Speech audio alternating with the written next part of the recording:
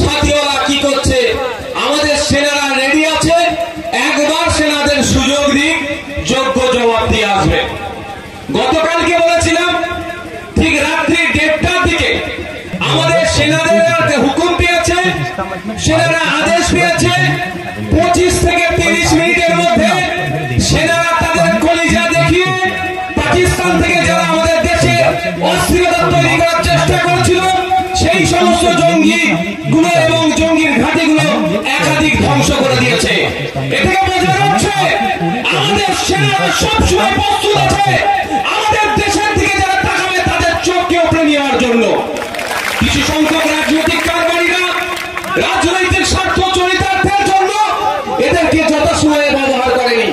কেন 14 দিন পরে হলো এটারও অনেক প্রশ্ন থেকে যাচ্ছে, সময় কথা বলবে।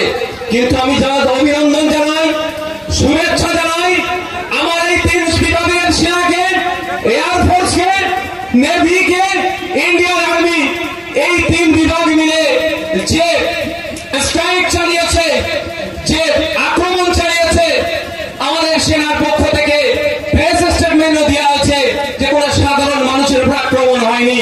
যারা আক্রান্ত হয়েছে বা যাদের উপর আক্রমণ করেছে তারা ওখানে থেকে সমাজ বিরোধী, ভারত বিরোধী কার্যকলাপ পরিচালনার চিন্তা ভাবনা করতো বা ওখানে থেকে করতো, তাদের উপরে আক্রমণ হয়েছে। আমি এই মঞ্চ থেকে আমাদের সেনাদেরকে ধন্যবাদ জানাই।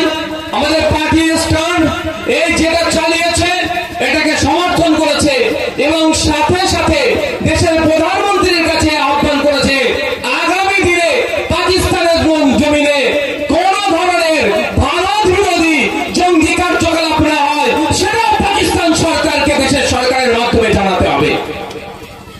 বারবার এই ধরনের অরাজকতা হচ্ছে নাকি বর্ডার পালিয়ে চলে আসছে, এসে আমাদের নিরীহ মানুষগুলোকে শহীদ করে চলে যাচ্ছে। তবে এই ঘটনা ঘটেছে গত রাত্রে যেটা, সেটাকে সমর্থন জানিয়ে গুটি কয়েক কথা বলতেই হবে। যে কথা আমাদের ভুলে গেলে চলবে না, বর্ডার থেকে 300 কিলোমিটার যেখানে আক্রমণ চালিয়েছে সেখানে পৌঁছাতে গেলে একাধিকবার যেখানে আমাদের সেনা যারা আছেন তারা চেক করে, তারপরেও কিভাবে বর্ডার থেকে 300 কিলোমিটার পার করে এসে আমাদের নিরীহ 26 জনকে শহীদ করে আবার গায়েব হয়ে গেল। এর তদন্ত হওয়া দরকার নেই ভাই? কাদের গাফিলতি আছে, কারা ছেড়েছে? আপনার কাশ্মীরের মতো জায়গাতে 10 মিটার, 20 মিটার, 15 মিটার ছাড়া ছাড়া যেখানে সেনা থাকে ওখানে প্রায় 12 থেকে 14,000 মানুষ ছিল, তাহলে ওখানে কেন সেনা ছিল না? এর জবাবকে আমাদেরকে জানতে হবে না?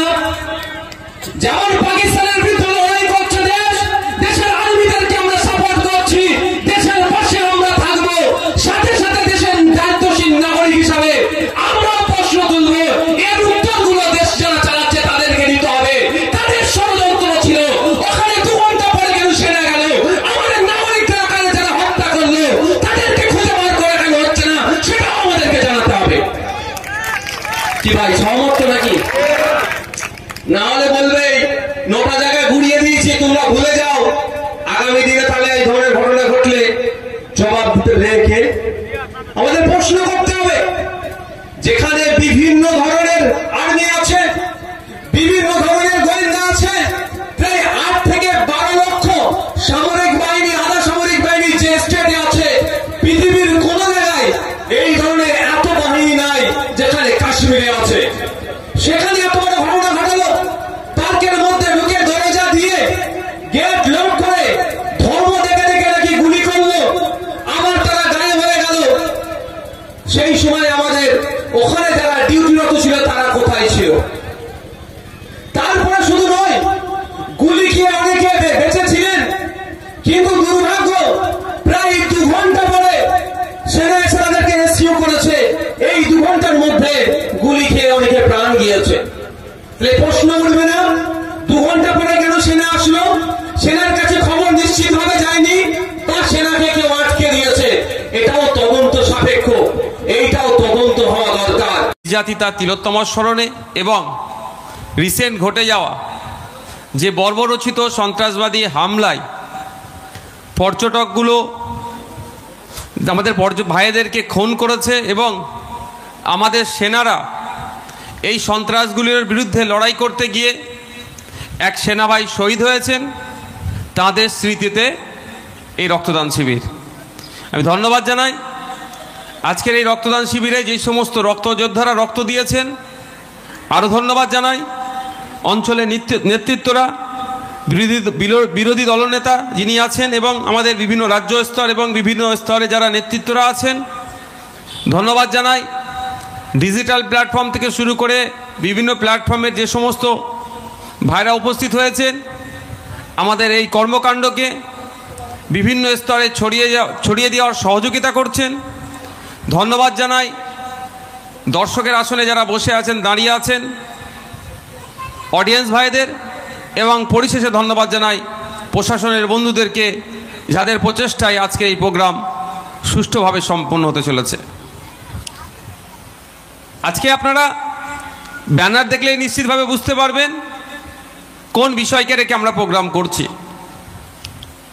গত কয়েকদিন আগেই কাশ্মীরের পেহেলগাঁয়ে যে বর্বরচিত সন্ত্রাসী আক্রমণ হয়েছে, সেই আক্রমণ শুধু কাশ্মীরের মানুষকে ক্ষতবিক্ষত করেনি বা ওই 26-27টি পরিবারকেও ক্ষতবিক্ষত করেনি, আপামার 140 কোটির অধিক যে আমরা মানুষ আছি, আমাদের বুকে তারা আঘাত দিয়েছে।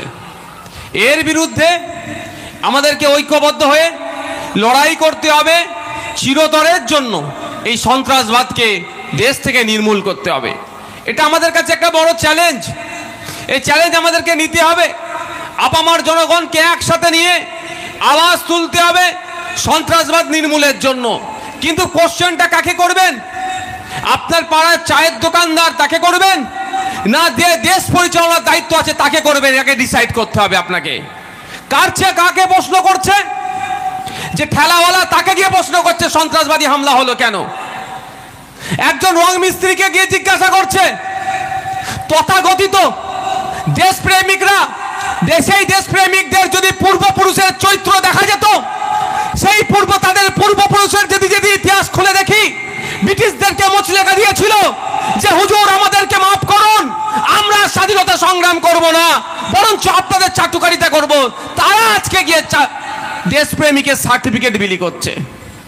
প্রশ্ন করার দায়িত্ব ছিল, প্রশ্ন করা দরকার সরকারকে, প্রশ্ন করতে হবে মোদীকে, প্রশ্ন করতে হবে অমিত শাহকে, যে তোমার সন্ত্রাসবাদী কাণ্ড ঘটে গেল, তোমাদেরকে জবাব দিতে হবে।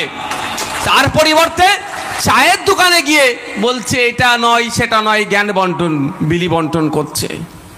আরে চায়ের দোকানদার কি করবে?